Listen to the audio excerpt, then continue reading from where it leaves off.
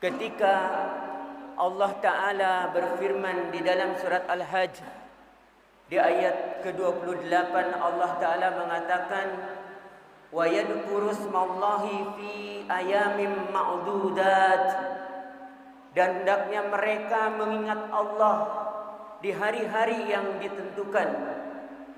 Kata Imam At-Tabari, beliau mengatakan qala ahlu tafsir al-ayamul ma'dudat yakni asru Dzulhijjah, 10 awal Dzulhijjah. Begitu juga ketika para ulama menjelaskan firman Allah wal fajr walayalin ashr, demi waktu fajar dan malam-malam yang 10, maka yang dimaksud dengan malam-malam 10 adalah 10 awal Dzulhijjah. Sebagaimana diriwayatkan di dalam tafsir Imam Ibnu Katsir ketika beliau menukil perkataan Imam Ibnu Abbas.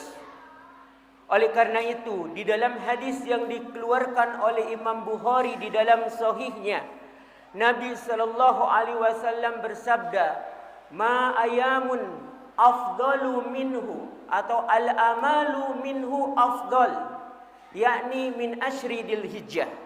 Tidak ada amalan-amalan yang paling utama yang dilakukan oleh seorang hamba melebihi 10 awal Dzulhijjah. Ada sahabat mengatakan, wala jihadun ya Rasulullah, wala jihadun ya Rasul. Tidak sebanding juga dengan jihad. Coba bayangkan, orang yang berjihad saja kalah amalannya ketika kita beramal soleh di hari-hari ini.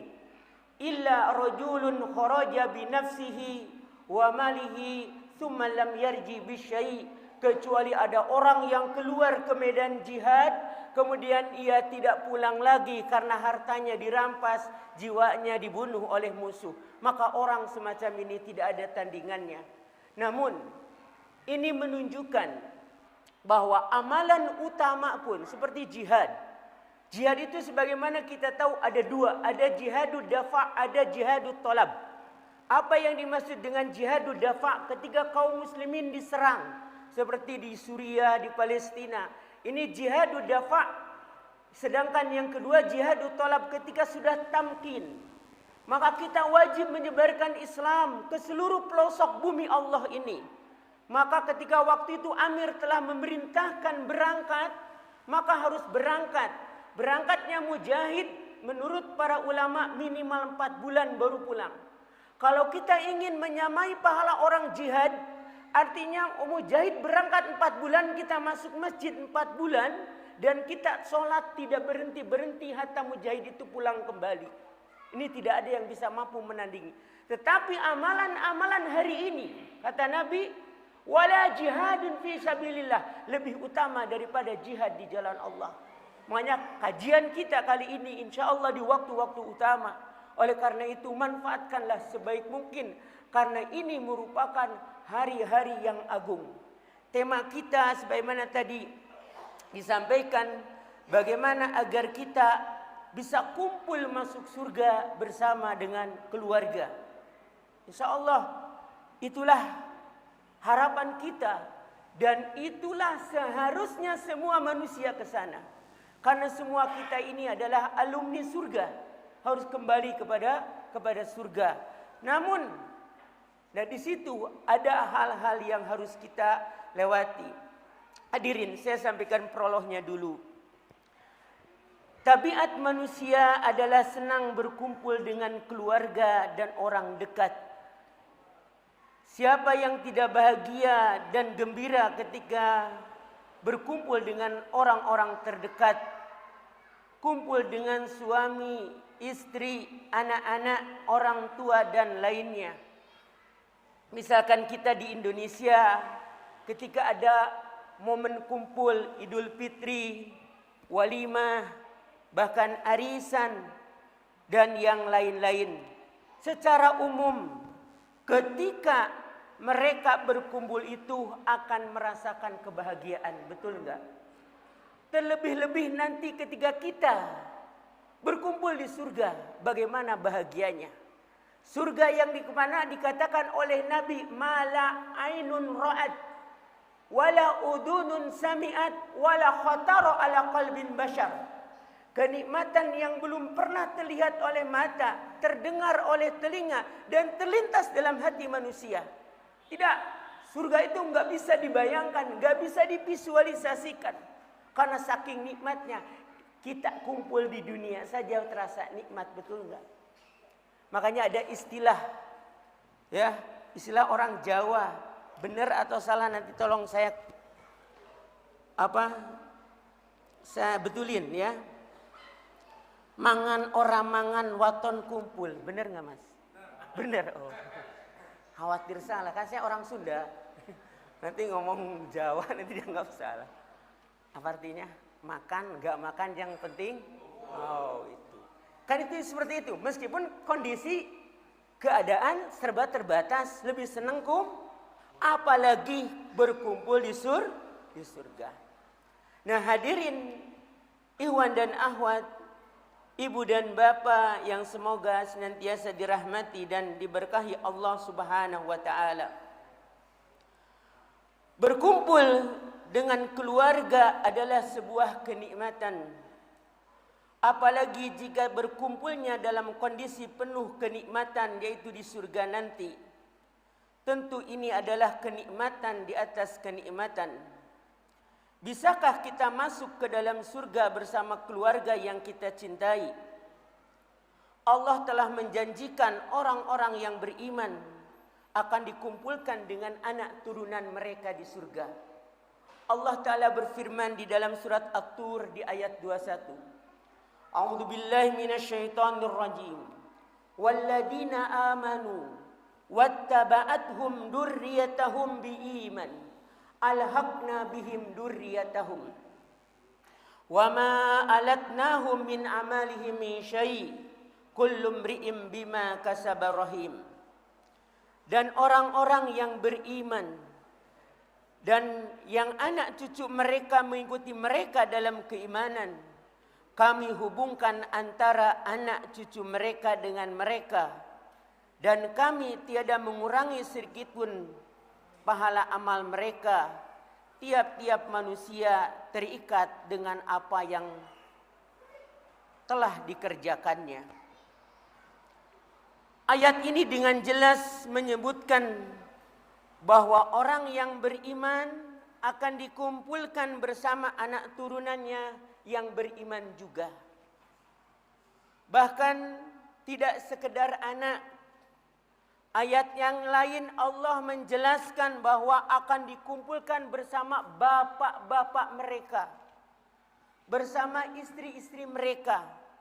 Lihat surat Ar-Ra'd di ayat 23. Allah Ta'ala mengatakan, Jannatu adni yadhulunaha wa man salaha min abaihim wa azwajihim wa durriyatihim. Yaitu surga Aden yang mereka masuk ke dalamnya bersama-sama dengan orang-orang yang soleh dari bapak-bapaknya, istri-istrinya, dan anak cucunya. Bahkan ketika para ulama menjelaskan ayat ujung pembahasan masalah waris di ayat An-Nisa ayat 11. Aba'uhum au abna'ahum. Bapak mereka atau anak mereka yang memberi manfaat. Artinya begini, bapak dan anak itu akan saling membela, akan saling mengangkat derajatnya di surga. Andaikan bapaknya kurang derajatnya di surga, karena mohon maaf mungkin hafalan Qur'annya cuma juz 30, sementara anaknya 30 juz. Karena nanti itu penduduk surga itu Allah akan berfirman, Iqra wartaqi waratil kama kunta fi dunya taratil fa inna manjilataka fi akhirin ayat allati qarata. Baca, naik, tertilkan karena kedudukanmu di akhir ayat yang kau baca. Maka anak itu bisa terangkat derajatnya oleh bapaknya jika bapaknya lebih soleh. Atau bapak akan terangkat oleh anaknya jika anak itu lebih soleh. Artinya bahagialah. Makanya kita perlu mengajak bagaimana kita agar nanti kita ke surganya tidak sendirian. Di dalam ayat yang lain pun Allah Ta'ala berfirman, udhulu antum wa azwajukum al-jannah. Allah perintahkan seperti itu. Ini menunjukkan bahwa masuk surga berserta keluarga itu bukan sesuatu yang mustahil, sesuatu yang bisa diusahakan. Karena tugas manusia itu berusaha. Nah, ini yang ingin saya sampaikan. Apa kiat-kiat agar kita bisa ke surga bersama keluarga, atau tadi bisa kumpul kembali bersama keluarga di surga. Maka kiat pertama, kita harus membangun rumah tangga sehidup sesurga. Bagaimana membangun rumah tangga sehidup sesurga itu? Maka ketika nikah, ini ketika nikah, yang belum menikah, yang sudah menikah, bukan berarti harus nikah lagi, tinggal rubah niatnya. Maka harus diniatkan karena Allah, ditekadkan untuk ibadah, diorientasikan meraih berkah, dilandasi dengan ilmu, dan diharmoniskan dengan komunikasi. Nanti saya jelaskan satu-satu. Bagaimana niat karena Allah itu sejauh mana pentingnya. Bahkan nanti saya kisahkan tentang salah seorang kisah sahabat Nabi Sallallahu Alaihi Wasallam. Karena waktu itu ngobrol bagaimana kalau kajiannya diangkat dari kisah sahabat. Baik, Allah Ta'ala berfirman di dalam surat An-Nisa di ayat yang pertama, ayat yang sering jadi muqaddimah ketika khutbah Jumat. Ya ayyuhan nasu taqu rabbakum alladzi khalaqakum min nafsin wahidah wa khalaqa minha zawjaha wa batha minhuma rijalan katsiran wa nisaa. Wahai manusia, ya ayyuhan nas, wahai manusia, ittaqu rabbakum, bertakwalah kepada Rabb kalian. Alladzi khalaqakum, yang telah menciptakan kalian, min nafsi wahidah, dari jiwa yang satu. Wa khalaqa minha jauzaha, kemudian Allah menciptakan dari satu tersebut istrinya, yakni Adam, dan kemudian Hawa. Wa batha minhuma rijalan katsiran wa nisaa, maka dari kedua ibu bapa ini lahirlah banyak laki-laki dan wanita. Wattaqullaha alladzi tasaaluna bihi wal arham innallaha kana 'alaikum raqiba. Bertakwalah kepada Allah yang dengan namanya kamu saling meminta, dan pelihara hubungan kekeluargaan. Sesungguhnya Allah menjaga dan mengawasimu. Hadirin ikhwan dan akhwat, ibu dan bapak jamaah sekalian. Pernikahan atau ketika kita membangun rumah tangga dimulai dengan niat karena Allah, sebagaimana ayat yang agung yang mengajak kita bertakwa kepadanya.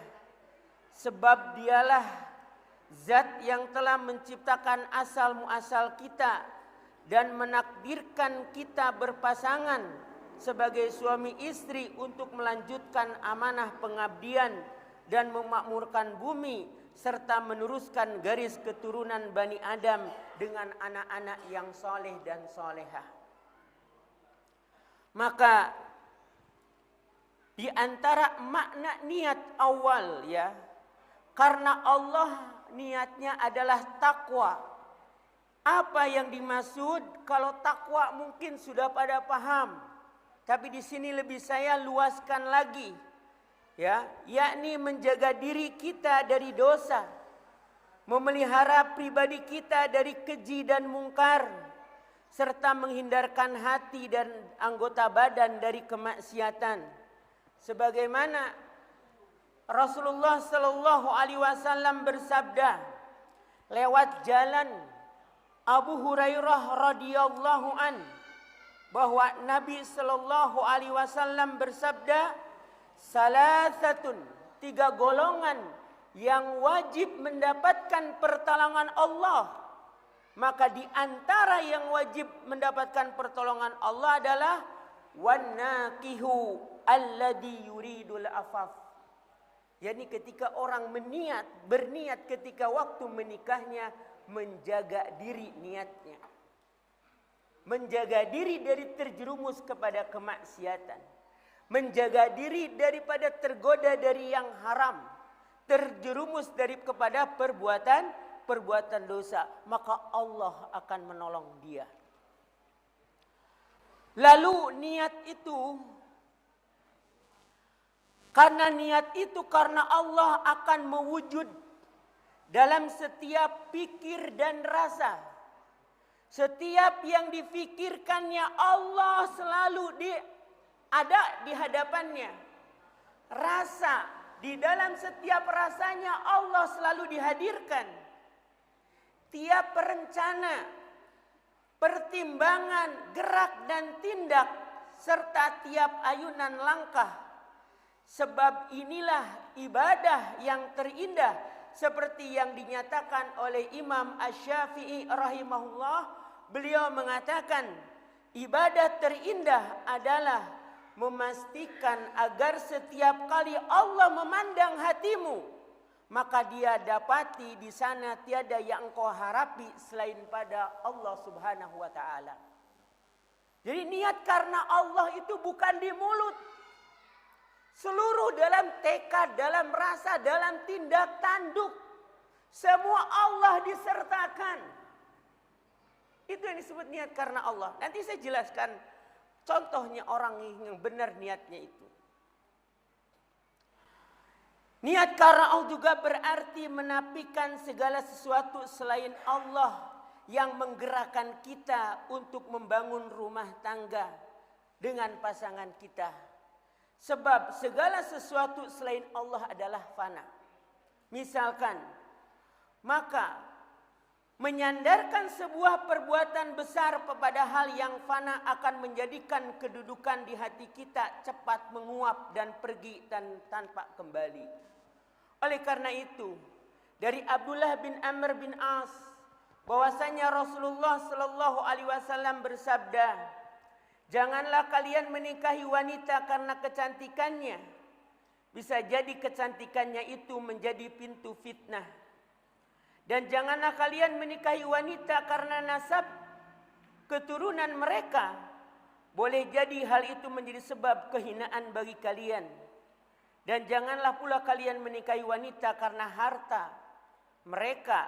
Boleh jadi hal tersebut menjadi sebab kepakiran bagi kalian. Akan tetapi nikahilah mereka berdasarkan agamanya.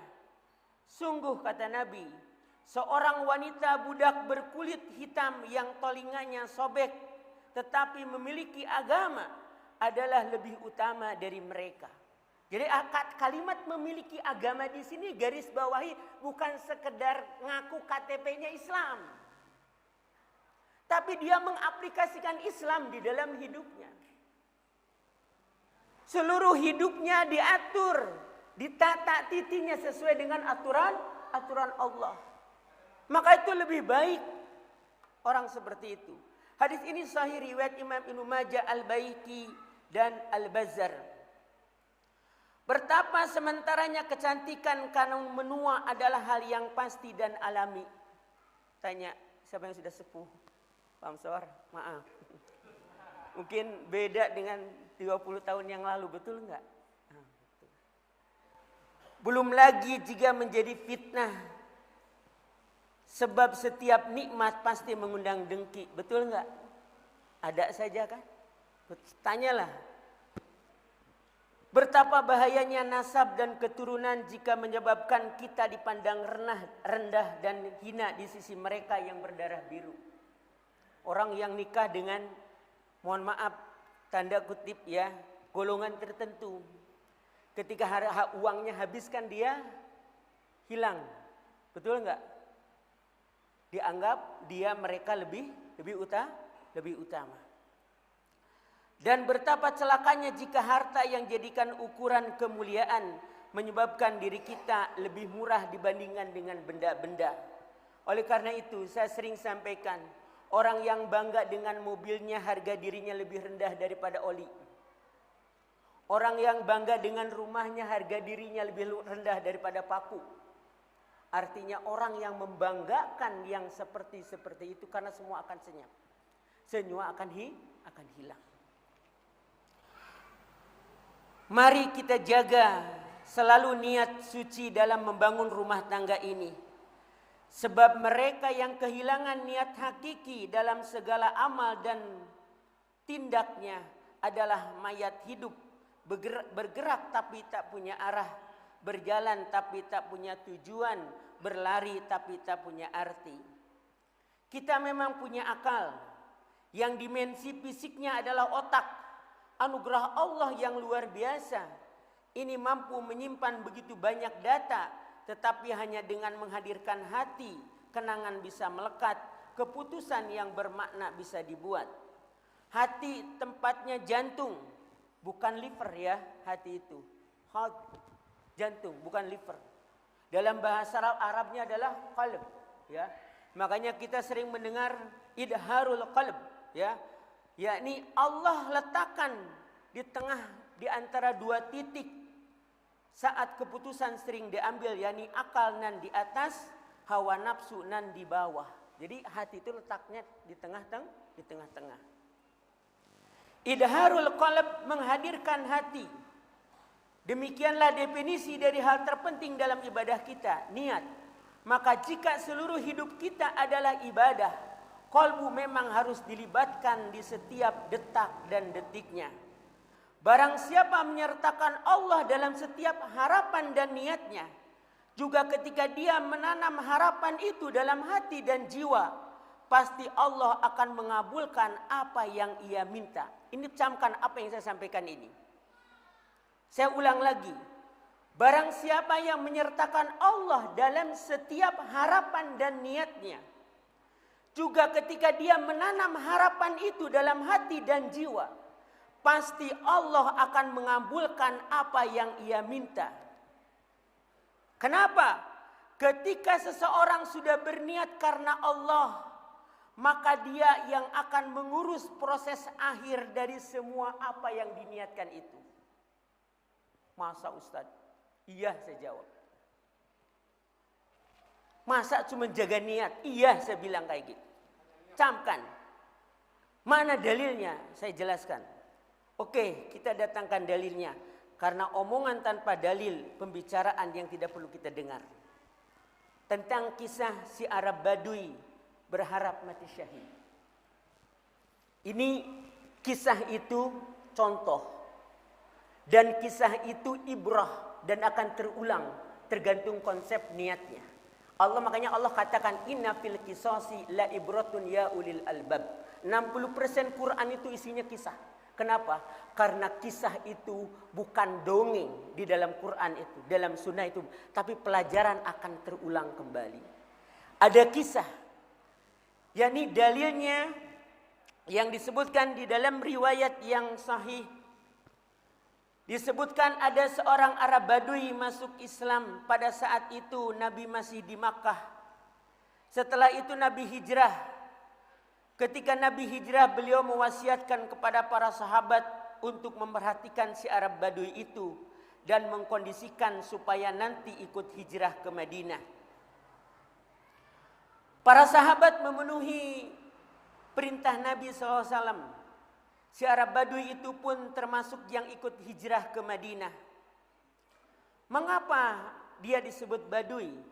Karena mereka tinggal di lereng-lereng bukit, di tebing-tebing, dan hidupnya nomaden. Mereka itu kurang peradaban karena enggak sekolah.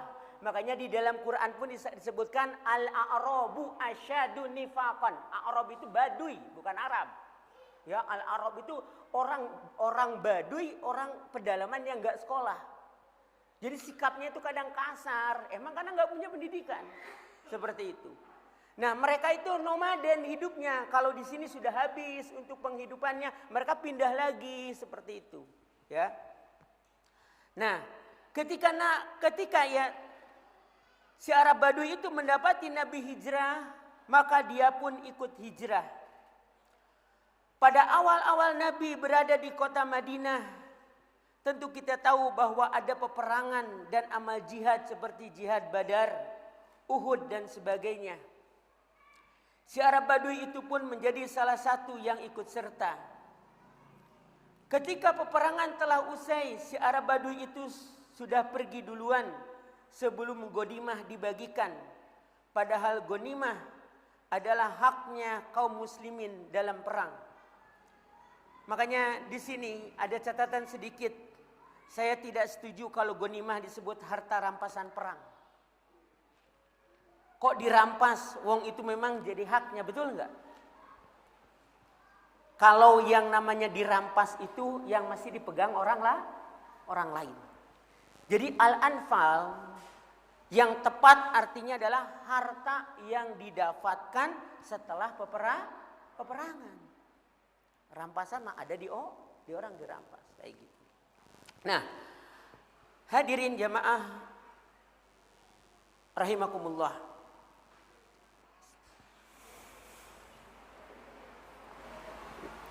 Ketika Nabi membagikan gonimah, beliau tidak menjumpai si Arab Badui. Padahal beliau tahu si Arab Badui ikut dalam peperangan. Nabi pun mencari-cari dan menanyakan perihal keadaannya kepada para sahabat. Mereka pun memberitahukan bahwa dia sudah pergi duluan. Saat para sahabat sudah membawa jatah gonimah yang dibagikan Rasul, maka beliau menitipkan kepada beberapa sahabat jatah untuk si Arab Badui karena itu haknya atas keikutsertaannya dalam jihad. Para sahabat pun mencarinya dan akhirnya menemukan si Arab Badui itu. Diletakkanlah jatah gonimah di depannya.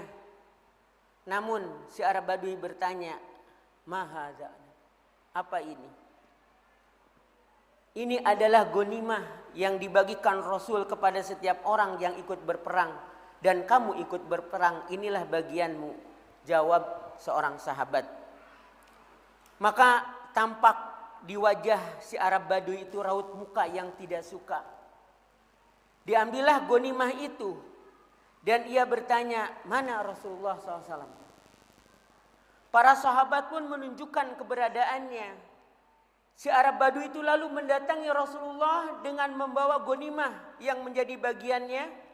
Setelah bertemu dengan Nabi, gonimah itu ditaruh di depan beliau. Ia bertanya, "Apa ini ya Rasulullah? Mahada ya Rasulullah?" "Ini adalah gonimah yang saya bagikan untukmu. Ini hakmu, maka ambillah." Jawab Rasul waktu itu dengan lembut. Arab Baduinya ngomongnya kasar, emang orang gak sekolah. Tapi Nabi tetap dengan lembut seperti itu. Kita telah ketahui bahwa gonimah merupakan harta yang paling bersih di atas muka bumi ini. Tidak ada secuil pun subhat di dalamnya. Namun ketika si Arab Badui ini mendapatkan penjelasan Nabi, maka dia mengatakan begini, "Kok saya diberi gonimah? Bukan karena ini saya beriman, ikut hijrah dan perang." Ini perhatikan kalimatnya. Bukan karena ini saya beriman, kemudian ikut hijrah dan berperang. Nabi pun bersabar dan menjawabnya. Nabi enggak gampang marah. Kalau antum mungkin, wah, ya. Kemudian Nabi terus mau kamu apa gitu kan? "Saya itu ya Rasulullah," katanya, "nanti kalau ada jihad lagi, saya ingin tertancap panah atau tombak," dalam riwayat yang lain, "di leher saya, kemudian saya tersungkur mati di jalan Allah." Maka ketika mendengar harapan tersebut, Rasulullah bersabda dengan kalimat pendek tapi majlub gitu loh. Apa kalimatnya? "In tasaddaqallah, Allahu yusaddiq," atau Allahu yasduquka. "In tasaddaqallah, yasduqukallah." Jika kamu jujur kepada kepada Allah, Allah akan jujur kepada kamu. Ini yang garis bawahi. In tasadaqallah yasduqukallah. Hadisnya riwayat Nasai. Jika kamu jujur kepada Allah, niscaya Allah akan jujur kepadamu. Kalau memang benar-benar apa yang kamu katakan bahwasanya ingin tersungkur mati syahid betul-betul karena Allah, dialah yang akan menyelesaikan apa yang kamu harapkan. Coba, Masya Allah, kalimat yang begitu indah. Setelah itu si Arab Badui pisah dari Rasulullah SAW, lalu terjadilah peperangan berikutnya. Ia pun termasuk mujahid yang ikut serta dalam peperangan tersebut dan dikaruniai kesyahidan. Ketika satu persatu jenazah para sahabat yang syahid dibawa oleh para sahabat lain untuk dikebumikan, Rasulullah SAW kaget karena mendapati seseorang yang sangat beliau kenali. Nabi pun bersabda, apakah itu si Arab Badui? Benar ya Rasulullah, kata para sahabat. Yang pernah mengatakan kepadaku bahwa ia menolak ghanimah dan ingin tertancap panah atau tombak di lehernya. Betul ya Rasulullah, apakah ini dia? Ya betul ya Rasulullah, kata para sahabat. Rasulullah SAW lalu melepaskan jubahnya dan menyelimutkannya pada jenazahnya. Lalu beliau mensolatinya dan di akhir solat beliau berdoa, ya Allah, ini hambamu, dia berperang dan terbunuh di jalanmu. Akulah yang akan menjadi saksimu kelak di hari kiamat. Coba ikhwah fillah dan akhwat sekalian, kembali kita ulangi di sini. Hadis ini banyak memberikan kita pencerahan kalau dikaitkan dengan perkataan singkat Nabi itu. In tasadaqallah yasduquka. Jika kamu jujur kepada Allah, niscaya Allah akan jujur kepadamu. Kalau kita meniatkan semua itu karena Allah, maka Allah akan menyelesaikan semua niat yang kita miliki. Jadi ketika antum membangun rumah tangga, apapun masalahnya, tetap karena Allah antum jalani. Senangnya antum syukuri, sedihnya antum sabari, susahnya antum terus banyak ikhtiar dan tawakal kepada Allah, maka Allah akan menyelesaikan akhirnya. Karena memang di dunia itu enggak ada. Kalau seandainya orang sudah ngaku beriman, sudah tidak ada lagi urusan yang mengganggunya, lempeng aja kayak gitu. Wah, enggak akan ada itu di dunia ini. Orang kafir semua jadi pengemis dong kalau gitu. Betul enggak? Enggak dikasih jalan tol enggak? Apalagi dikasih rest area.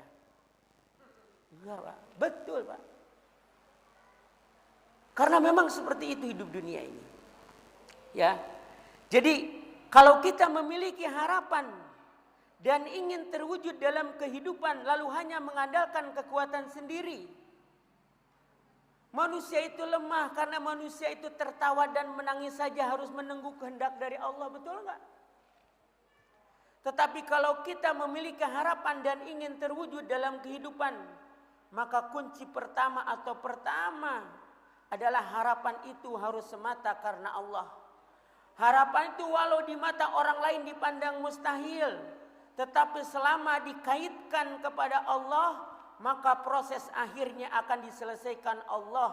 Allah cuma minta satu, yaitu bersamakan harapan itu dengan diniatkan semata-mata karena Allah. Coba perhatikan kembali si Arab Badui itu berkata, saya ingin tertancap panah atau tombak di sini di leher.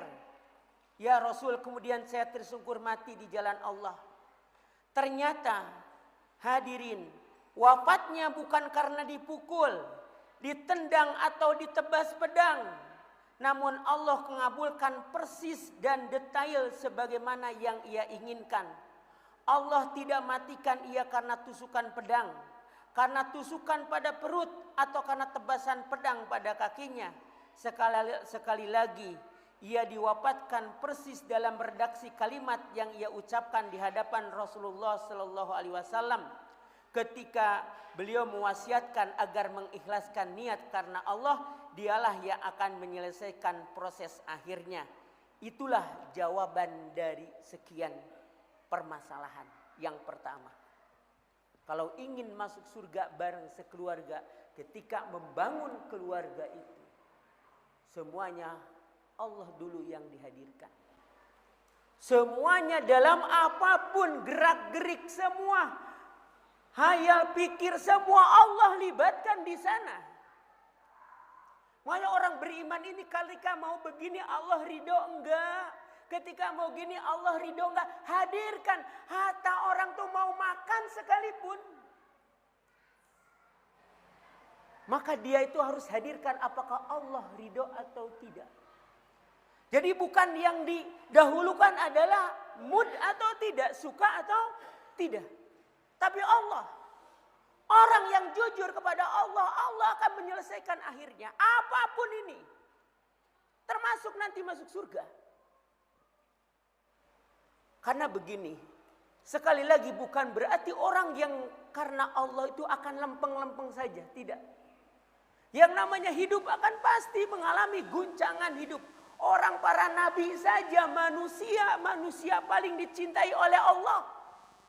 Rasulullah SAW lebih mulia daripada malaikat, lebih mulia daripada seluruh makhluk Allah. Bagaimana kita lihat perjalanan hidup. Bagaimana ketika beliau dakwah ke Taif, dilemparin Taif, Pak. Jarak Taif itu barat daya dari Makkah, daerahnya dingin, Pak. Kayak Lembang gitu. Itu 46 km dari Makkah itu ke barat. Itu Nabi itu 46 km dalam keadaan luka-luka, dilemparin batu, disebut orang gila. Karena orang jujur karena Allah, dijaga oleh Allah. Yang terpenting ini, jaga niat kita nih yang pertama. Makanya tadi ketika kita membangun rumah tangga, meskipun yang nikahnya, saya juga nikah sudah lama, Pak. Tahun 97 saya nikah. Berarti yang berapa? Pak Ansar dengan saya duluan saya kali. Hah? Dulu. Yang penting itu menjaga karena Allah. Saya anak kalau ada semua 10, Pak. Yang ada 7 sekarang. Ya. Alhamdulillah yang sudah hafal Quran, yang sudah mau deket-deket hafal juga 30 juz, bukan juz 30. Ya, kalau juz 30 mau mereka TK itu sudah pada hafal. Seperti itu. Dan itu memang berat, orang menganggapnya berat. Bagaimana banyak anak gini-gini berat. Yang ngurus kita ini Allah, Pak. Yang penting kita bulatkan niatnya karena Allah. Yang membantu Allah Ta'ala. Ya. Alhamdulillah sekarang pada kuliah dan sebentar lagi. Dan kemarin yang lulus kemarin sedang bikin paspor. Coba daftar di Timur Tengah gitu. Ya, seperti itu. Ya, baik, doanya saja mudah-mudahan lulus. Biar nanti ada penerus nanti. Ya. Baik, itu yang pertama. Jadi diniatkan karena ini baru satu. Gak apa-apa nanti kalau gak selesai kan ada pertemuan bulan depan ya. Ya, paham ya? Satu tadi apa tadi? Mas Hari? Satu itu apa niatnya? Diniatkan karena Allah. Jadi kalau diniatkan karena Allah itu, Pak, nggak akan ada yang namanya gampang bosen. Lihat sebelahnya lebih hijau, nggak akan ketarik. Apalagi sintetis kan gitu, betul nggak? Karena Allah. Sampai ada jamaah di Subang itu ngomong kayak gini, kayak ikan asin dengklang Ustadz. Terus saya bilang kayak gitu. Ya nggak boleh, ini bukan karena Allah tadinya kayak gitu. Nggak boleh kok berkata begitu. Makanya banyak orang yang sampai saya nyesel nikah sama kamu kan gitu kan. Itu nanti pengaruhnya kepada anak-anak jangan dianggap remeh loh. Ibu bapak nggak runtut, nggak sakinah, nggak baik suami istri, anak jangan dikira nanti baik. Makanya membangun itu dari mulai kita dulu, baru nanti anak kita. Bagaimana kita? Nah, yang kedua ini, kita ketika setelah lahir anak-anak kita kemudian ditekadkan untuk ibadah ini banyak. Mulai dari pernikahan itu ditekadkan untuk ibadah selain karena Allah, ditekadkannya untuk ibadah. Jadi kalau ada kekurangan itu enggak banyak nuntut kekurangan. Hari ini banyak kan 3 bulan udah ketahuan aslinya. Udahan kan, betul enggak? Nah itu kan buruk sekali. Dan ini yang jadi masalah nanti anak turunannya Pak. Banyak sekarang anak-anak yang nakal. Anak-anak yang susah dididik. Kenapa? Mohon maaf, ini akibat dari orang tuanya. Yang namanya mangga kan enggak jatuh ke atas. Pasti kan? Seperti itu. Itu yang pertama. Yang kedua ketika kita membangun rumah tangga ditekadkan untuk ibadah. Tarkul ma'asi atau meninggalkan maksiat menurut Imam Al-Ghazali lebih tinggi derajatnya dibanding dengan fi'lul khairat atau mengerjakan yang diperintahkan. Begitulah kenyataannya, kita lebih mudah mengajak orang berbuat taat dan beramal soleh daripada mencegah mereka dari kemungkaran dan amal salah. Betul enggak? Orang ya yang belum bisa meninggalkan kebiasaan buruknya tetap bisa diajak sholat berjamaah. Benar enggak? Orang yang korupsi malah senang kalau ada peluang bersedekah. Benar enggak? Demikian pula dalam membangun rumah tangga. Orang yang berselingkuh masih mampu berlaku lembut dan mencukupi nafkah kepada istri dan anak-anaknya. Banyak enggak? Banyak. Hatta ada yang mengatakan, suami saya itu baik. Tapi punya selingkuhan. Oh itu mah bukan baik. Masih disebut baik. Kenapa disebut baik? Karena masih bisa lembut. Kan kayak gitu. Ya. Maka makna pertama dari niat suci pernikahan adalah untuk meninggalkan kemaksiatan. Sebagaimana Abdullah bin Mas'ud, beliau meriwayatkan dari Rasulullah sallallahu alaihi wasallam ketika menganjurkan menikah, ya ma'syarasy syabab, wahai para pemuda, man istata'a minkumul ba'ah falyatajawwaj. Siapa di antara kalian telah mampu untuk melakukan ba'ah, maka hendaklah dia beristri. Sebab pernikahan lebih dapat menundukkan pandangan dan menjadikan benteng kehormatan. Barang siapa yang belum mampu, maka hendaklah dia banyak berpuasa, karena puasa adalah perisai baginya. Dalam riwayat yang lain, salah satu hakun 'alallahi aunuhum, 3 golongan manusia yang hak atas Allah menolong mereka. Yang pertama, al-mujahidu fi sabilillah, orang yang berjihad di jalan Allah. Kemudian yang kedua, al-makatibul alladhi yuridul ada. Yang kedua adalah seorang budak yang ingin melunasi atau keluar melunasi hutangnya hingga dia bebas. Yang ketiga, wan nakihu alladhi yuridul afaf, yang menikah yang ia ingin menjaga kesuciannya. Jika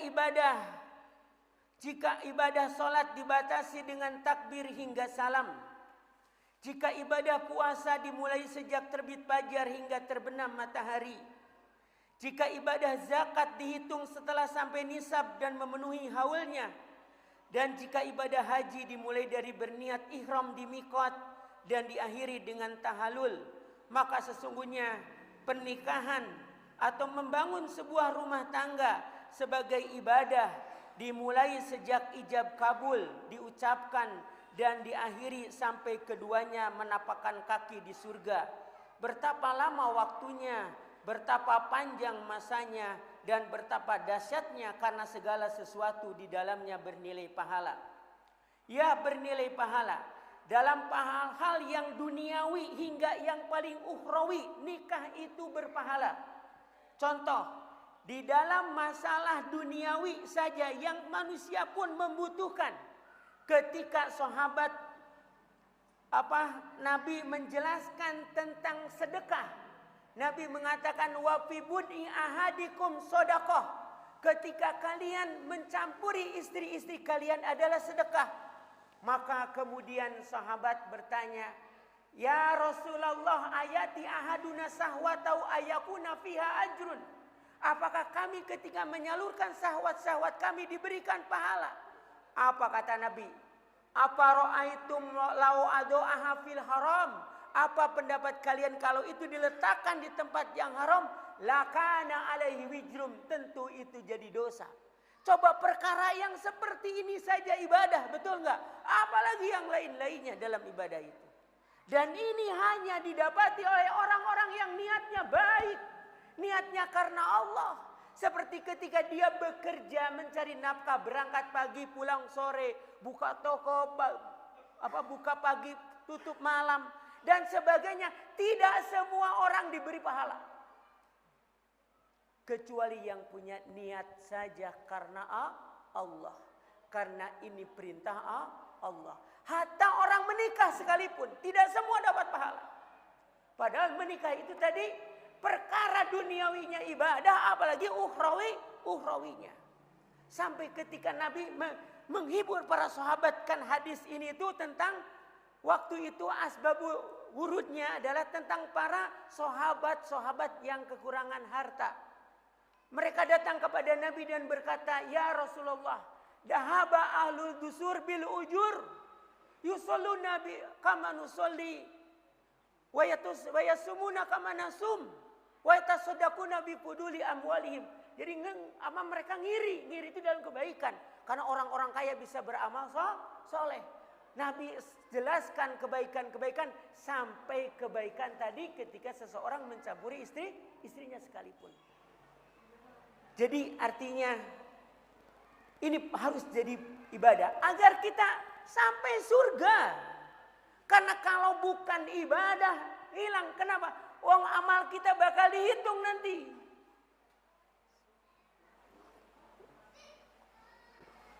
Ketika kita di padang mahsyar itu, kita akan dibagikan catatan amal. Allah berfirman, Iqra kitabaka, baca catatanmu, wa kafa binafsikal yauma 'alaika hasiba. Dia surah Al-Isra 14. Kemudian amal itu nanti akan ditimbang. Yang menjadi pemberat amal itu adalah amalan kita, timbangan tersebut itu. Jadi bukan yang lain, makanya penting. Makanya kalau kita berlalu sehari saja tidak ada nilai ibadah, rugi hidup kita ini. Makanya mendefinisikan ibadah itu bukan hanya sholat, saum saja. Ibadah itu sebagaimana antum sudah tahu, ismun jami'un likulli ma yuhibbullahu wa yurdahu minal aqwali wal af'ali adh-dhahirah wal batinah. Ibadah itu mencakup seluruh aspek kehidupan manusia yang Allah ridhoi, Allah cintai. Ini penting menghadirkan tadi niat, kemudian tadi membiasakan dalam ibadah. Contoh misalkan hadis yang lain. An Abi Hurairah radhiyallahu anhu qala Rasulullah sallallahu alaihi wasallam. Dari Abu Hurairah, semoga Allah meridhoinya, Rasulullah sallallahu alaihi wasallam bersabda, rahimallahu rajulan qama minal laili. Semoga Allah merahmati seorang laki-laki yang bangun di waktu malam. Fasalla, kemudian dia salat, wa aiqadha imra'atahu, dia membangunkan istrinya. Fa'an abad nasoha fi wajhiha alma, jika enggak mau istrinya bangun maka memercikan air di wajahnya. Rahimallahu imra'atan, semoga Allah merahmati seorang wanita. Qamat minal laili, bangun di waktu malam. Fasalat wa aiqadat zaujaha, kemudian dia salat dan membangunkan suaminya. Fa'in aba nadahat fi wajhihi alma'a, kalau suaminya enggak mau maka dicipratkan air itu ke wajahnya. Sampai kalimatnya juga rahimallah, ini buat suami istri, enggak ada buat bujang, enggak ada di sini. Mau bangunin siapa bujang? Ya. Jadi sampai dirahmati, orang bangun malam ngebangunin istrinya. Pengen tahu cara ngebangunin yang baik? Kan udah dikasih tahu. Udah kan? Oh, ada yang belum tahu.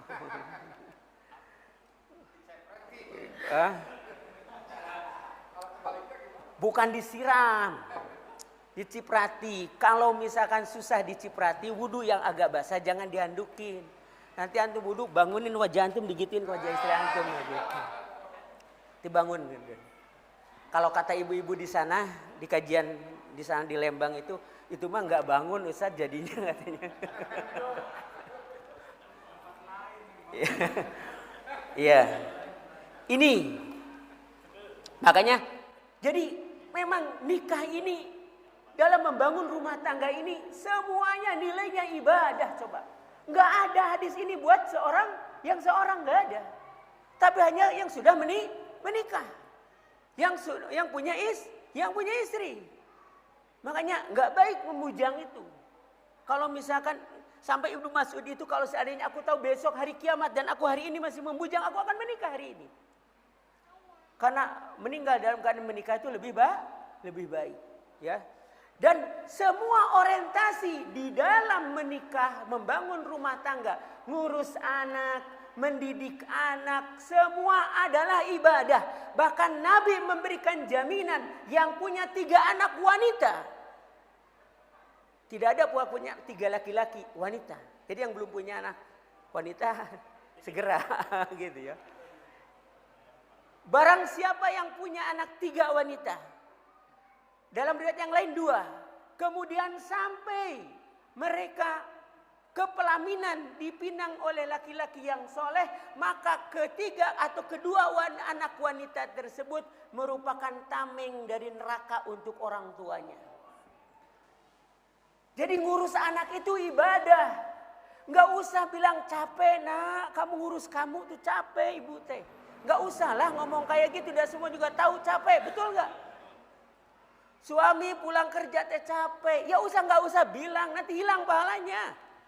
Ya pasti tahu orang keluar rumah, apalagi di tengah medan persaingan, betul nggak? Saya lihat para sopir itu jalanan yang panas itu, wah nggak kebayang. Betul, saya ini terus terang sering membayangkan betapa hebatnya mereka. Apalagi suami itu biasanya tipe-tipe orang yang nggak jujur. Maksud saya nggak jujur, nggak pernah terus terang. Sedih dimakan sendiri, betul nggak? Apapun ini sendiri, betul nggak? Jangan tahulah istri di rumah, yang penting mereka dapat yang halal dan sebagainya. Seperti itu. Tapi kalau bukan ibadah rugi Pak. Berangkat pagi pulang sore sama. Karena manusia itu nggak niat ibadah pun tetap yang sudah dijatah oleh Allah pasti dapat. Karena tidak ada manusia di muka bumi ini kecuali sudah diiris-iris bagiannya di langit. Terus tinggal dia membaguskan cara menggapainya. Makanya nggak usah menggapai dengan cara yang tidak disyariatkan oleh Allah. Karena tidak akan keluar dari jatah. Meskipun dia berangkat pagi, pulang pagi. Kalau jatahnya segitu ya segitu. Nggak akan lebih dengan orang yang pulang sore. Jatah istri 1 ya 1.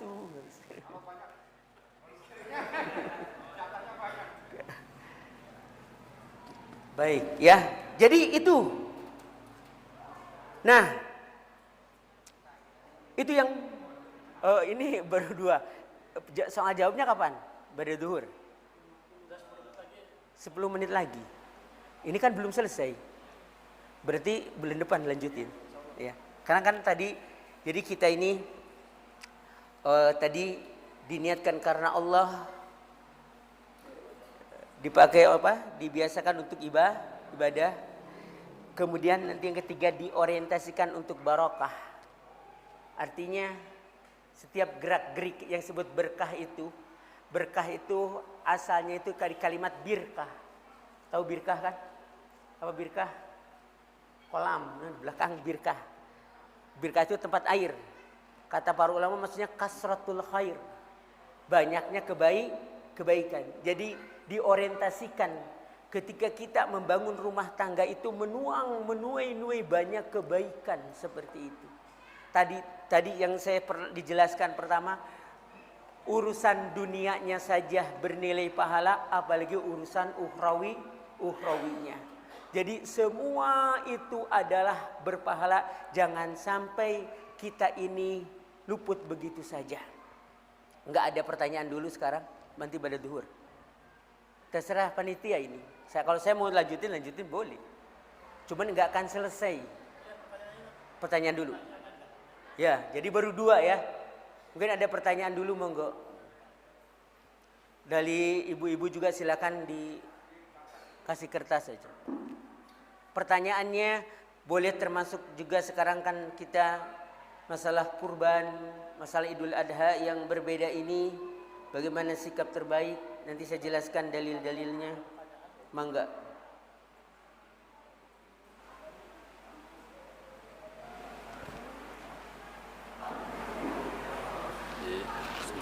Karena melihat kondisi Ustadz, jadi pertanyaan kan nantinya di season kedua habis makan. Boleh. Kalau memang boleh lah, mau anak mah santai aja. Kalau ngaji mah suka sehat, enak, nggak justru enak ya, nggak apa enak justru. Sok aja kalau banyak. Kalau mau ditulis silahkan, nggak terjawab sekarang, maksudnya nanti pada zuhur juga bisa dilanjutkan. Itu boleh silakan.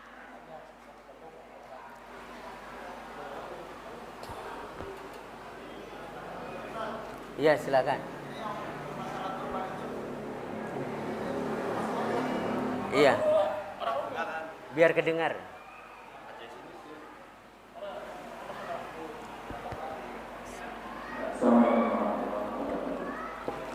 Ya, saya ingin menyikapi permasalahan perbedaan kurban terkait kurban yang saya tahu baru kali ini kita berbeda dengan yang Arab itu, yang pokoknya berbeda dengan orang yang lain.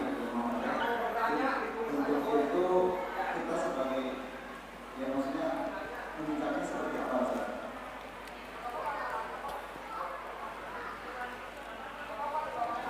Kalau misalkan ingin, apakah kita menyikapinya kan gitu.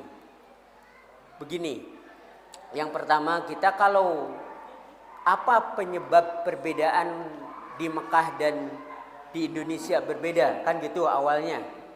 Ya jelas beda.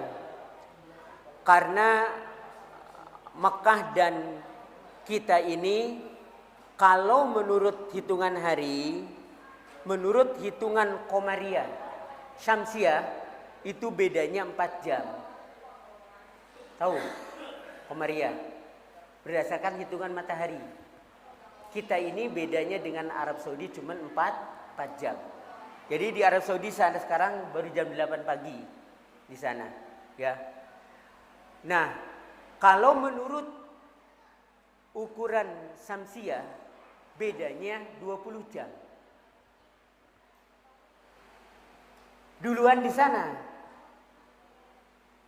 Jadi kalau ini mau ikut-ikutan, karena begini, terbitnya hilal tatkala matahari tenggelam.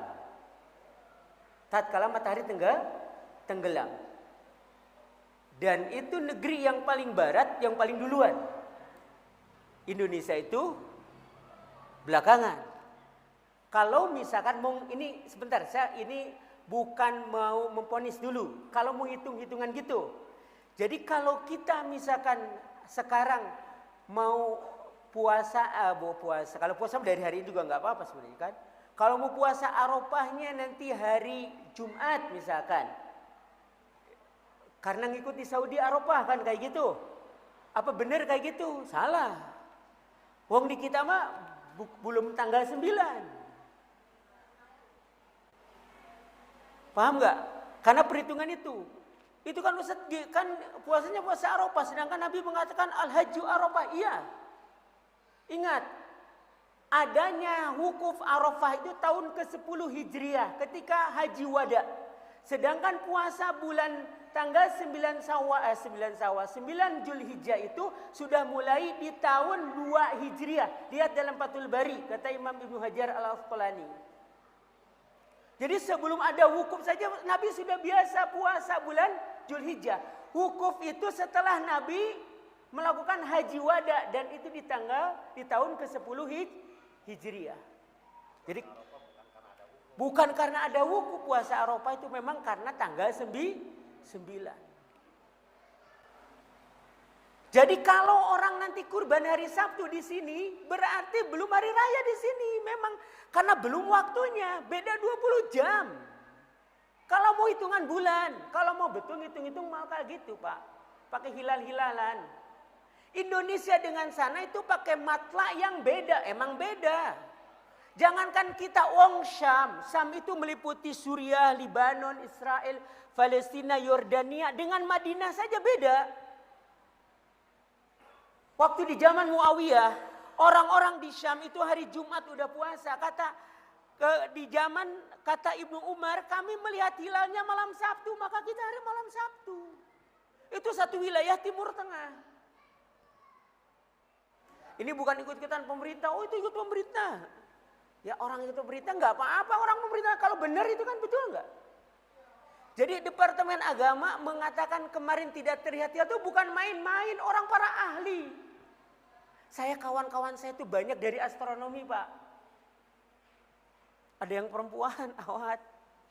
Ya, guru di pondok yang satu. Ya, guru fisika. Itu dia bisa tahu betul ngitung matahari kapan ini Ustaz, di kapan tengah-tengah nih matahari itu dia tahu betul. Sampai purnama juga dia tahu kapan terjadi purnama itu, apakah malam atau siang. Kalau menurut kita kan pasti malam, betul nggak? Menurut ahli astronomi bisa saja itu terjadi tengah hari kalau menurut hitungan. Nah, karena tadi beda tuh. Jadi kemudian matla itu sesuai dengan wilayah dia melihat. Jadi kalau di Indonesia belum terlihat, ya belum terjadi. Makanya Nabi mengatakan sumu li ru'yatihi waftilu li ru'yatihi. Fa in gumma alaikum fa akmilu iddata Sya'ban 3 ketika Ramadan. Maka mulailah berpuasa dengan melihat hilal. Dan akhirlah maksudnya berlebaranlah karena melihat hilal. Kalau tidak terlihat maka sempurnakanlah 30 hari. Karena di zaman Nabi itu enggak pakai hitungan. Enggak pakai metode hisab, tapi ru'yat hilal. Ya tadi kalau mau hitung-hitungan mah bahwa kita Indonesia dengan Saudi itu kalau pakai kalendernya Syam Komariah. Komariah itu yang pakai bulan kita, bedanya 20 jam. 20 jam duluan mereka. Kalau misalkan matahari bedanya 4 jam. Terus gimana? Sekarang sikap kita saling menghormati, cuman saya anjurkan jika sholat Idul Adha-nya dan kurbannya tetap hari Ahad biar bersama kaum muslimin. Ini anjuran para ulama. Kalau antum meyakini saya mau wukuf, ikut wukuf di Arafah, ya monggo. Pakai dalil al-hajju Arafah. Berarti nggak paham itu maksud Arafah dulunya. Memang silakan saja. Kalau mau itu tanggal seperti itu, karena memang setiap bulan setiap negara itu tergantung matlak masing-masing. Itu bukan pendapat saya, Pak. Ini pendapat ulama-ulama besar, termasuk Syekhul Islam, pendapat Syekh Abdul Aziz bin Baz, Syekh Muhammad Shalih Al Utsaimin, pendapat kibarul ulama zaman dahulu juga begitu. Jadi tergantung bagaimana matlak terlihat. Oh saya gimana nanti hari tanggal 9 ingin mendapatkan pahala, yakni hari Arafah, banyak saja nanti. Hari Bapak misalkan hari Sabtu itu di Saudi sudah lebaran, sudah ngelempar jumroh, Bapak anggap ini hari apa? Hari apa tadi? Hari Arafah. Banyak membaca la ilaha illallah wahdahu la syarikalah lahul mulku wa lahul hamdu wa huwa ala kulli syai'in qadir sampai maghrib. Sebenarnya baca itu mah dari sekarang juga monggo. Hari-hari ini itu disuruh memperbanyak tahlil, tahmid, takbir. Makanya dulu itu di zaman sahabat dari tanggal 1 sampai tanggal 13 itu bergemuruh pasar-pasar itu dengan takbiran. Makanya saya kemarin lihat di video ya, ada polisi itu satpam bawa mie kan, takbiran dia. Ini sunnah kayak gini justru. Ya. Jadi dari sekarang takbiran itu cuman enggak pakai satu kor di bareng-bareng sama yang lain. Karena emang enggak ada tuntunannya. Jadi terus gimana tuh sikapnya? Tadi yang saya sampaikan. Mau kekeh ngambil hari Arafahnya hari Jumat, monggo. Tapi hormati yang lain. Lebih baik nanti kurbannya minggu saja bareng-bareng. Kecuali kalau mau sholatnya, misalkan banyakan sholatnya mah enggak saja.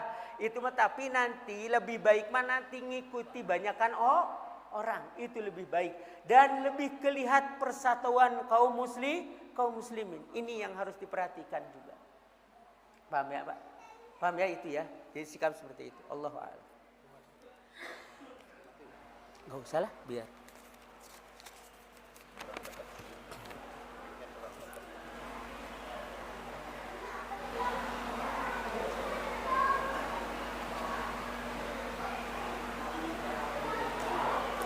Assalamualaikum. Afwan bertanya Ustaz, namun di luar tema, apakah ada seorang mantan istri, suami atau mantan suami yang masih suka upload foto saat masih bersama di sosmed? Apa yang harus dilakukan Ustaz? Tegur, karena itu perbuatan maksiat. Upload foto padahal sudah berpisah, upload foto bareng ketika dulu masih bersama. Nah, enggak boleh. Udah bukan lagi mahram.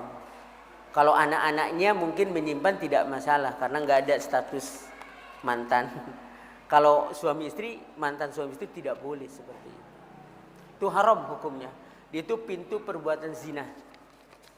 Kalau misalkan dia ada bisa untuk memperbaiki diri, maka kalau misalkan sama-sama belum menikah, ya menikah itu lebih baik daripada tadi berbuat demikian seperti itu. Kalau kurban untuk satu orang, 1 ekor kambing, apa boleh diniatkan 1 kambing untuk keluarga atau khusus untuk 1 orang? Boleh. Ketika menyembelih itu mengatakan Allahumma laka wa alaika hada anni wa ahli. Ya Allah, Allahumma hada, ya Allah ini laka untukmu dan bagimu. Ini dariku dan keluargaku. Jadi cukup 1 ekor kambing itu dengan 1 keluarga. Meskipun misalkan di keluarganya itu ada 40 orang. Suami punya istrinya 4. Anaknya 30 misalkan. Itu semua udah termasuk semua. Bahkan Nabi pernah buat umat. Iya, Nabi pernah buat umatnya. Tapi boleh juga sendiri-sendiri. Karena Nabi pun pernah berkurban 100 ekor unta, dipotong sendiri 65, diserahkan kepada Ali 35. Jadi 1 keluarga 1 ekor kambing cukup, ya seperti itu. Setiap tahun saja seperti itu, bagus itu, nggak masalah kayak gitu. Tapi kepengen atas nama ibunya, monggo nggak apa-apa. Keluarga di situ termasuk yang kebawa dapat faidah itu orang yang sudah wafat. Asal keluarganya, makanya tidak ada sunnahnya kita berkurban mengkhususkan atas nama orang sudah wafat. Jadi ketika orang hidup berkurban, itu orang yang wafat di keluarganya dapat pahala. Iya, enggak khusus karena Nabi tidak ada satu riwayat pun Nabi berkurban atas nama Khadijah. Padahal Khadijah adalah wanita yang tidak pernah hilang dalam ingatan beliau sepanjang hidupnya. Enggak, jadi enggak menasnamakan. Ketika kita udah atas nama kita, keluarga kita yang sudah wafat pun sudah termasuk di situ. Kecuali orang yang sudah mau bernazar, mau kurban kemudian meninggal dunia, maka dia dikurbankan. Dan nazar itu kalau kurban nazar nanti beda. Kurban nazar itu tidak boleh dimakan oleh keluarga muqarribnya. Iya, kalau kurban biasa kan 1/3.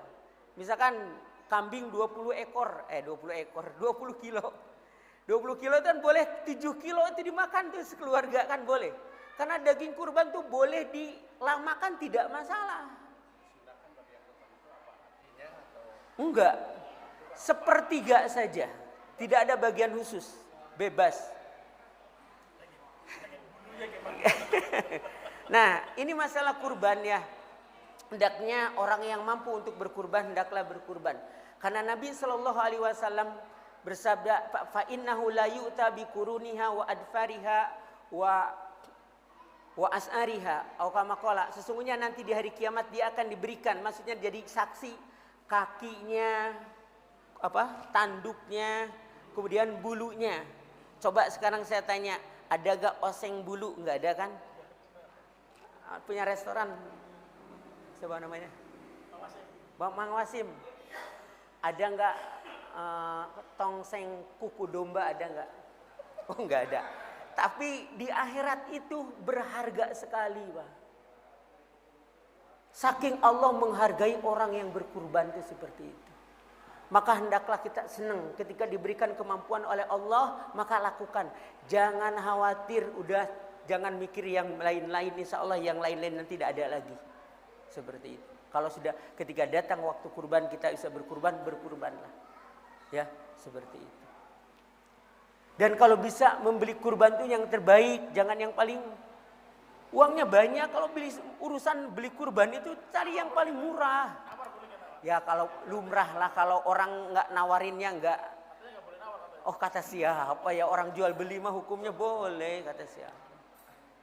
Nggak ada larangannya. Nawarin domba. Enggak boleh saja. Iya. Ada? Iya, Ustaz.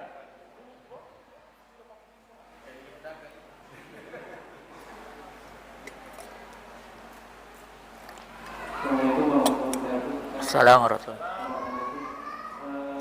Tentang tidak bolehnya memotong Kuku. dan rambut kaitannya dengan kurban itu mohon dijelaskan. Makasih. Assalamualaikum. Assalamualaikum. Baik, Nabi SAW bersabda, apabila kalian melihat hilal Dzulhijjah dan ingin kalian berkurban, maka hendaklah dia menahan diri dari memotong kuku kayak orang ihram.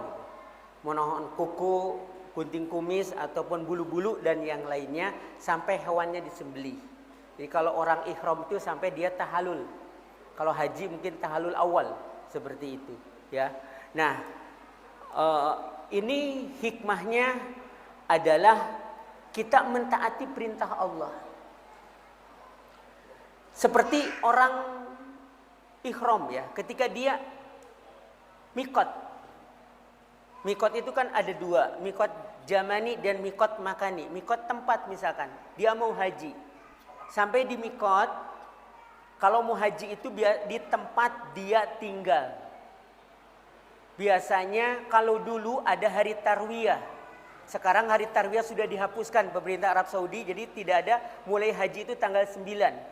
Berangkat bertolak menuju Arafah, dia mengatakan di hotel di tempat tinggal masing-masing itu mengatakan labbaik Allahumma hajjan. Nah, dari sejak itu tidak boleh motong lagi. Kalau datang dari Indonesia mungkin ketika dia pergi ke Madinah dulu, nanti ketika hendak pergi ke Makkah, dia mengambil mikot dari Bir Ali sampai dia tawaf, sampai dia istilahnya umroh kudum. Umroh kudum itu karena haji kita kebanyakan haji tamatu, umroh dulu baru haji. Maka boleh dia menggunting kuku ini setelah melaksanakan tawaf, kemudian setelah tawaf dia sholat, kemudian sa'i, setelah sa'i putaran dia tahalul, baru boleh gitu kayak gitu.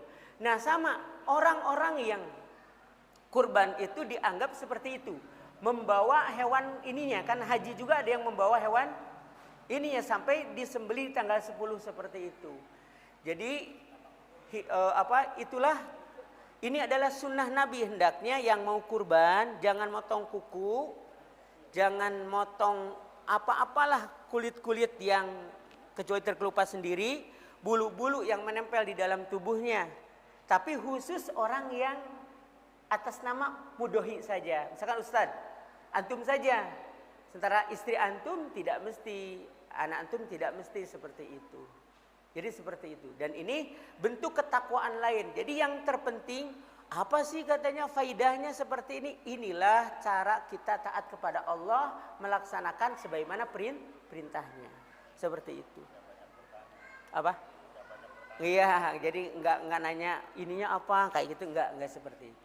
Allah, betul. Jadi kayak gitu Ustaz. Ustaz, untuk kita yang belum ada umroh ataupun haji itu lebih baiknya utamanya umroh dulu apa langsung haji? Kalau memungkinkan haji silahkan, tapi nunggu lama. Tapi kalau enggak minimal umroh sekali, karena Allah Ta'ala berfirman wa 'alallahi 'alan nasi hijjul baita man istata'a ilaihi sabila. Dan hendaknya bagi manusia itu melaksanakan ibadah haji. Maksud di situ termasuk umroh. Jadi minimal 1 kali kita pernah ke sana. Kalau mau nilainya setara dengan haji, nanti umrohnya Ramadan. Cuman Ramadan panas, kalau orang Indramayu udah biasa, ya. Karena kalau di masjid di sana adem sama ya kayak gini. Kalau di luar kan panas gitu. Tapi kalau misalkan sempatnya kapan ya berangkat saja. Jangan sampai nunda-nunda. Kalau bisa segerakan. Kenapa? Karena mungkin saja keburu datang sakit atau keburu meninggal dunia. Seperti itu, ya. Ini saya ingatkan kemarin saya qadarullah sakit, saya diundang ngisi kajian manasik haji. Terus saya sakit, udah siapkan saya presentasinya bagaimana haji yang benar menurut Rasulullah SAW, ya, yang disesuaikan dengan kondisi di sana sekarang. Ya kalau dari kitab fikih langsung itu banyak yang beda, karena kondisinya sudah banyak berubah.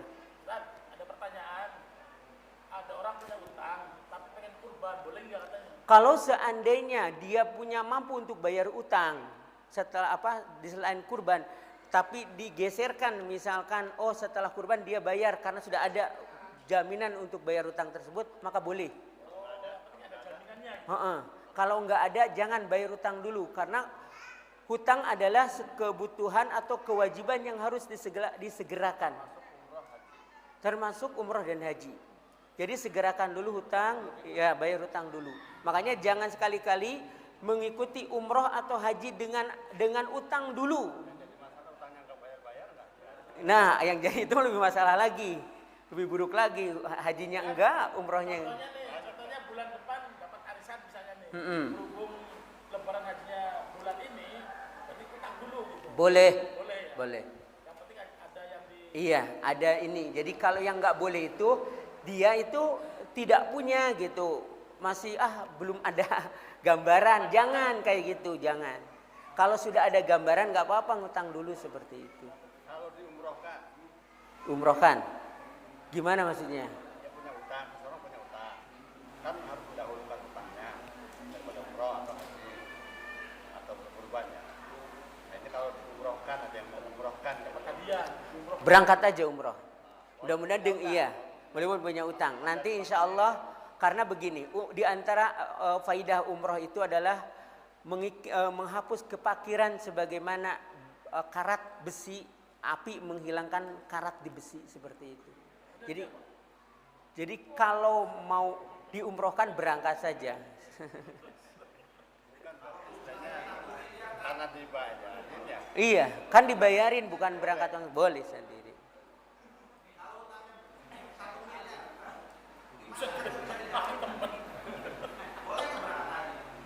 Kalau punya utang 1 miliar terus dia sudah punya untuk membayarnya, cuman belum jatuh untuk pembayaran, itu dibolehkan. Bahkan para ulama menjelaskan di dalam fikih mereka ada hutang-hutang yang boleh, seperti hutang-hutang yang ditangguhkan tadi. Tapi kalau hutangnya tidak berjangka, sementara dia harus bayar hutang dulu. Kenapa? Karena orang mati dalam keadaan hutang itu tidak akan dapat rahmat Allah. Nabi SAW tidak mau menyolatkan orang yang berhutang. Nafsul mu'minina mu'allaqatun bidaini hatta yukdu anhu. Orang beriman itu terikat dengan hutangnya sampai dibayarkan hutang tersebut. Jadi bereskan dulu urusan hutang ini.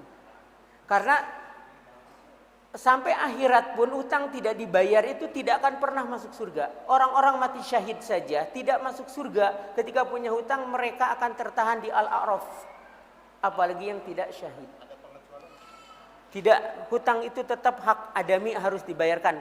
Kecuali orang yang menghutangkannya menghalalkan, maka itu bebas. bank itu Ustaz, ketika orangnya meninggal kan dari pihak bank gas. Ya itu kan ada akad. Kan gini. Dalam kaidah usul fikih itu an-nasu bisurutihim. Manusia itu tergantung syarat-syarat mereka. Jadi ketika muamalah dia itu ada syarat-syaratnya. Oh begini, begini, begini. Kalau begini, begini. Mungkin kalau itu terpenuhi dan dia tertutup sudah. Cuman mungkin dosa lainnya yang belum terhitung. Apa? Dosa bermuamalah dengan ribanya itu. Paham? Ya tetap itu harus taubat. Itu seperti. Di akhirat itu bagi yang masih punya utang gimana tuh supaya bisa masuk surga?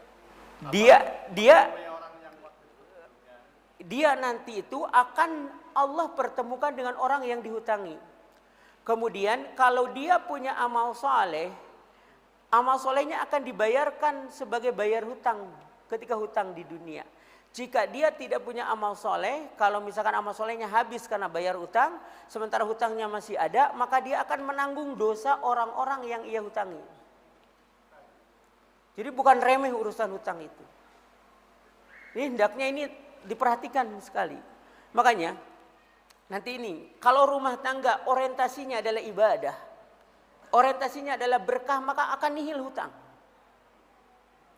Karena banyak sekarang ini orang gampang berhutang itu karena gengsi, bukan karena ibadah, betul nggak? Tapi ada syariat Islam yang memberikan solusi untuk penanggulangan. Seperti yang dapat asnaf itu kan, gorim itu kan ya. Iya. Itu kan satu upaya agar. Iya. Di antara salah satu asnabuz zakat adalah gharimin. Di antara para penerima zakat di antaranya adalah orang yang hutang. Tapi hutangnya bukan hutang beli mobil, beli motor. Hutangnya hutang beli beras gitu ya, hutang ke dokter. Nah, seperti itu maka boleh diganti dengan uang zakat. Jadi jangan sampai ini pentingnya apa? Nah, inilah yang harus diingatkan di masjid-masjid kaum muslimin agar lembaga JIS, zakat, infak, sedekah itu berjalan dengan maksimal. Di antaranya adalah mengentaskan kefakiran tetangga masjid. Orang-orang tetangga masjid jika ada yang sakit, jangan dibiarkan tidak punya uang, masjid bergerak. Uang dari kotak keropak itu bukan hanya untuk kegiatan masjid, termasuk mengobati orang-orang sakit. Makanya insya Allah nanti masjidnya makmur karena mereka diperhatikan. Nah, apakah terhadap orang yang punya hutang nanti di akhirat seperti hutangnya karena kondisi itu? Allahu a'lam. Yang jelas, kalau sekarang ini kan begini, kalau di dunia itu, kalau ada baitul mal, orang zakat karena kebutuhan mendesak itu harus ditutup dengan baitul mal. Maka karena tidak ada baitul mal, maka tadi lembaga-lembaga kayak mandiri, kayak masjid dan sebagainya, seperti itu bergerak. Nah, kalau sudah di akhirat itu susah. Makanya Nabi SAW mengatakan, hal tadruna ma huwal muflis minkum. Apakah kalian tahu orang yang bangkrut di antara kalian? Kemudian kata para sahabat, al-muflisu mala dirhamun wala mata ya Rasulullah. Orang bangkrut itu yang enggak punya penghasilan, yang enggak punya duit. Bukan, kata Nabi. Al-muflisu mayati yaumal qiyamah. Barang datang hari kiamat, dia pernah hutang ke dia, pernah mencelak dia, pernah gini. Di dunia tidak dibereskan, maka dibereskan di sana.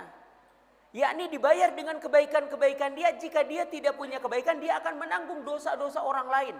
Yang tadinya dia masuk neraka mungkin 2 hari, jadi seminggu. Betul.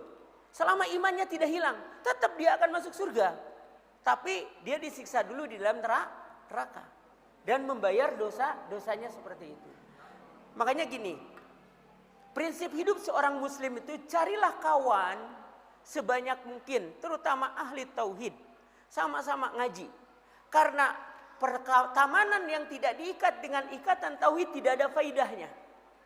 Sampai Nabi mengatakan, man sholalahu arba'ina la yusrikuna billahi syai'a faqad wajabat. Siapa yang disolatkan 40 orang yang semuanya ahli tauhid, tidak menyekutukan Allah, maka dia itu telah wajib dapat syafaat. Insya Allah aman di alam barzahnya. Banyaklah teman-teman seperti itu. Banyaklah yang mendoakan ketika kita hari meninggal kita itu. Banyak yang mendoakan kita. Jangan banyak yang menghujah kita. Di akhirat pun begitu. Makanya kalau ada perbedaan sedikit seperti hari ini. Perbedaan hari raya. Salinglah menghargai, silakan. Tapi kalau tadi saya sampaikan apa? Sampaikan harus gini, harus gini. Kalau mau benernya kayak gitu. Ilmunya kayak gitu. Iya. Saya berprinsip ini orang kawan saya begitu, ya silakan antum. Saya begini, dalil saya gini-gini, jelasan gini-gini. Antum mengikuti ulama, mengikuti pemerintah, kata saya, nih jelasin ini semua. Nurut mereka nggak ada yang ngomong. Kita dalil. Ketika kemarin lebaran pun kan begitu. Saya jelaskan dalil-dalilnya. Yang kita ikuti adalah maqalallahu wa maqala Rasul. Jadi bukan ikuti perorangan. Sudah azan dulu ya. 5 menit lagi. Oh 4 menit. Oh saksi. Seandainya orang tua kita punya hutang, cuman kita tidak tahu dari orang tua kita meninggal, cara membayarnya gimana? Kalau tidak tahu ya kita berinfak aja dikira-kira. Mungkin orang tua hutangnya ke siapa tanya dulu. Seandainya kan orang tua pas kita belum ada keadaan ekonomi orang tua kita susah. Pas dia nggak tahu punya hutang atau Ya jangan nerka-nerka kalau nggak tahu ya nggak boleh kan. Sedang kita ini dibebani hukum itu yang zohir. Kalau antum kan nggak tahu. Bapak antum tahu punya hutang atau enggak kan gitu ya. Makanya gini nih, ini salah satu sunnah yang sudah ditinggalkan oleh kaum muslimin. Mencatat permasalahan hubungan di antara manusia. Padahal ini sunnah. Punya janji dengan orang itu dicatat, jarang lupa. Kenapa? Karena umur kita tidak tahu. Sekarang ini orang kan begitu menggampangkan, betul enggak? Nah dicatat, kalau tidak dicatat ada catatannya, maka nanti itu orang gampang. Oh, bapak punya utang ke anu, langsung dibayarkan dan sebagainya. Karena begini, kalau ada orang tua meninggal dunia, punya wasiat ke sini, ke sini, ke sini. Sementara ada hutang ke sini, ke sini. Maka bayarkan hutang semuanya dulu. Ternyata habis hartanya. Tidak ada buat wasiat, tidak dosa. Tidak ada untuk warisan, tidak apa-apa. Karena ini yang wajib. Yang ini wajib dulu. Jadi kalau misalkan anak-anaknya malah ribut dengan bagi warisnya. Sementara hutang orang tuanya tidak perhatikan. Maka inilah di antara anak-anak yang tidak berbakti kepada orang tua itu seperti itu. Makanya ketika dia akan menunaikan hak bapaknya dulu, maka insya Allah akan berkahkan nanti keluarga anak-anaknya meskipun tidak ditinggalkan harta. Banyak kisah yang disebutkan, banyak. Coba antum lihat kisah anak-anaknya Umar bin Abdul Aziz dan anak-anaknya Malik bin Marwan. Yang mana kalau anak-anaknya Malik bin Marwan itu ditinggalkan ribuan dinar. Sedangkan anaknya Umar bin Abdul Aziz itu hanya ditinggalkan 70 dirham saja untuk 11 orang kalau nggak salah. Di beberapa tahun kemudian anak-anaknya Umar bin Abdul Aziz bisa membiayai jihad dengan jumlah yang luar biasa. Sementara anak-anak orang kaya tadi yang ditinggalkan harta itu hampir kebanyakan jadi pengemis. Karena yang memberkahkan harta dan mencabut harta itu adalah Allah. Semua yang disampaikan kepada kita itu titipan, Pak. Maka tunaikanlah yang wajib-wajib dulu. Seperti hari ini amalan apa yang paling utama di 10 awal Dzulhijjah ini? Yang wajib dulu. Salat kita baguskan. Baru nanti berpuasa kurban terutama yang mampu, betul enggak? Memperbanyak tahlil, takbir, berbuat baik dengan tetangga, bertobat, berbuat baik, membantu orang tua. Pokoknya yang namanya kebaikan. Hari ini nilainya luar biasa. Sudah waktunya. Itu saja mungkin. Apa ada pada duhur tidak? Pada duhur tidak ada? Oh enggak ada. Oh baik. Itu saja mungkin yang bisa disampaikan kali ini.